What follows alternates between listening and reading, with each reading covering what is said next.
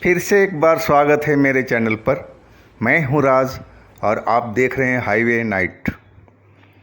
दोस्तों, आज की जो कहानी है ट्रक ड्राइवर का है। इनका नाम है पारस।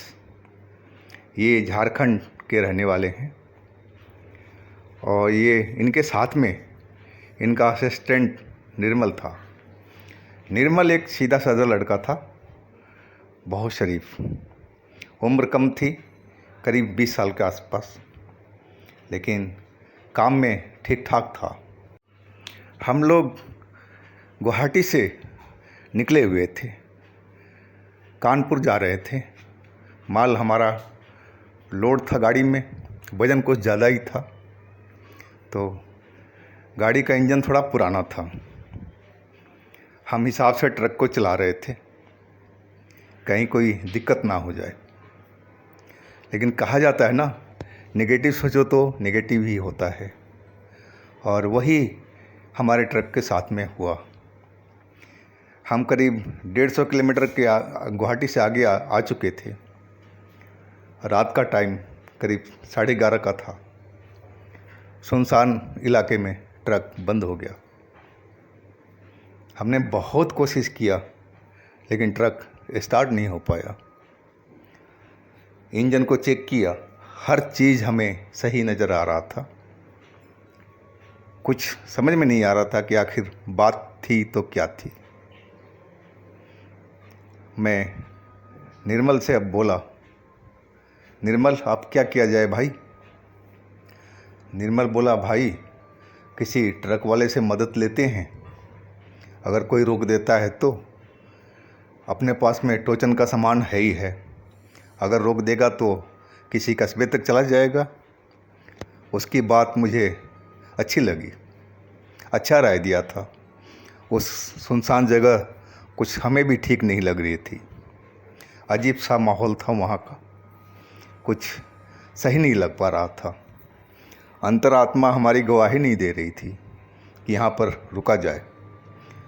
वैसे तो मैं काली माँ का भक्त हूँ, काली माँ का तस्वीर भी, मूर्ति भी हमारे गाड़ी में लगी हुई है, लेकिन एक दिल में अजीब सा डर था।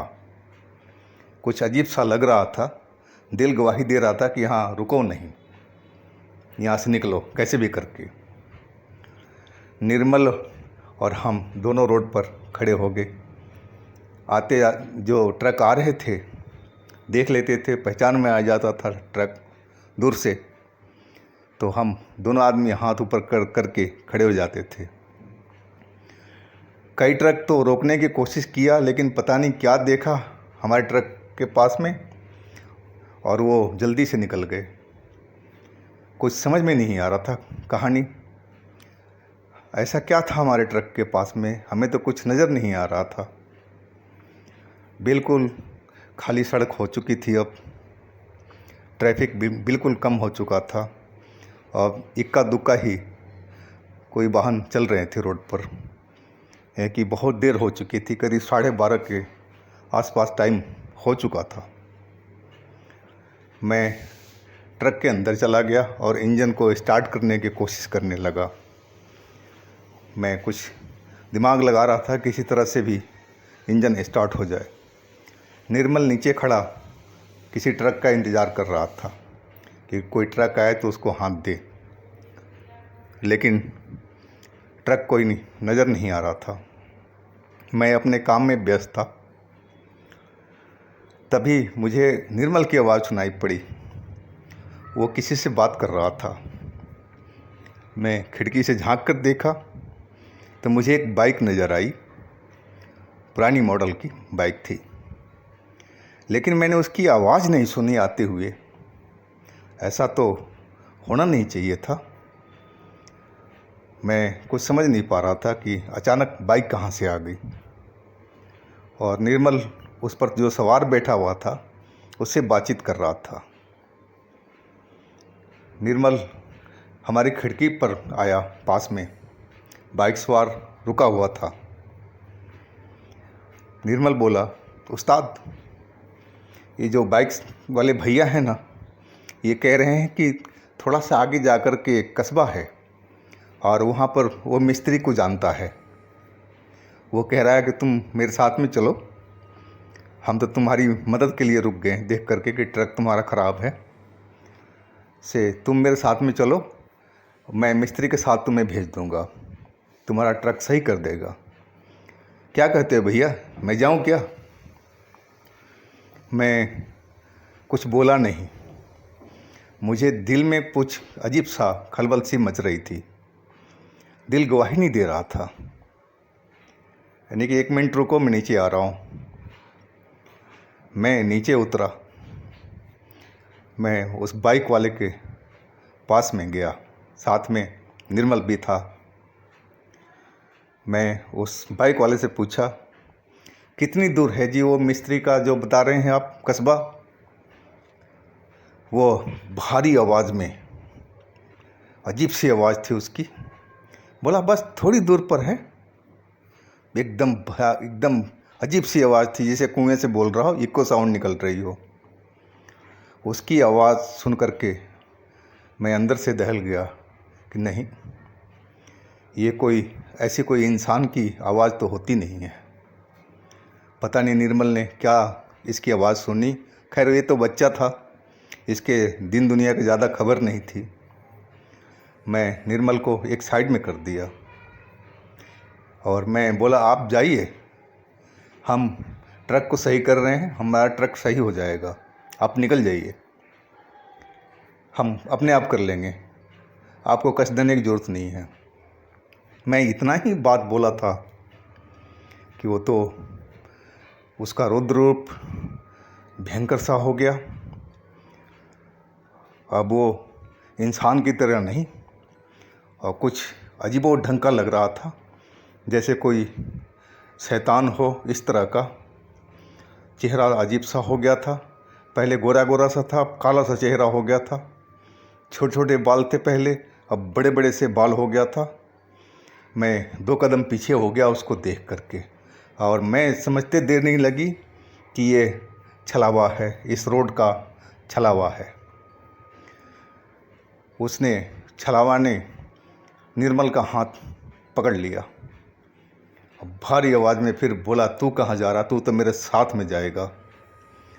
लेकिन मैं निर्मल का हाथ नहीं छोड़ा। माता काली का नाम जपते जपते मैं उसको हाथ छुड़ा ही लिया और सीधा मैंने, निर्मल ट्रक के अंदर भाग, रुकना नहीं बिल्कुल भी। और मैं भी भाग चला। एक साइड से निर्मल ट्रक के अंदर बैठा, दूसरी साइड से मैं बैठा। हमारे ट्रक में माता काली खुद थी, उनका तस्वीर मूर्ति लगा हुआ था, और मैं माता काली का नाम जपने लगा था हाथ जोड़ करके।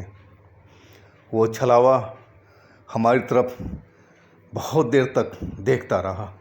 उसका भयंकर चेहरा मैं भूल नहीं पाता हूँ, इतना डरावना शक्ल था उसका, और गुस्से से अब ज़्यादा डरावना हो चुका था वो।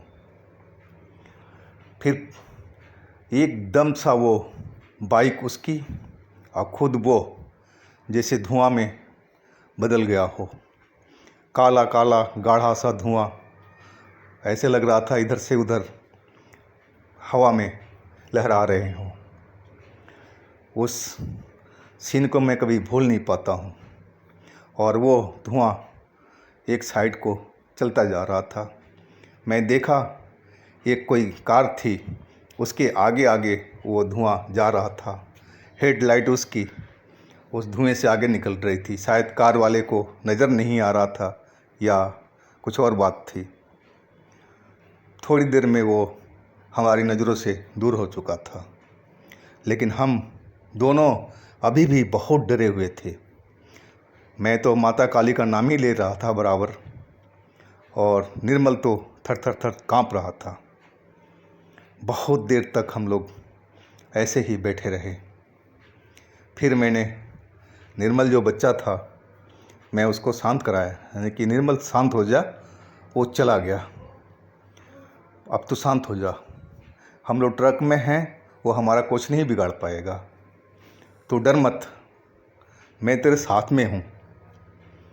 मैं बहुत समझाया, तब जा कर के थोड़ा वो शांत हुआ।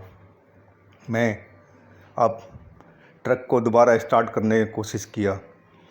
2 ही बार में ट्रक हमारा स्टार्ट हो चुका था। फुल रेस आ रहा था एक्सीलेटर दबाने पर। मैं समझ गया था कि सब कुछ इसी छलावा का कारनामा था और उसी ने हमारे ट्रक को शायद ख़राब किया था।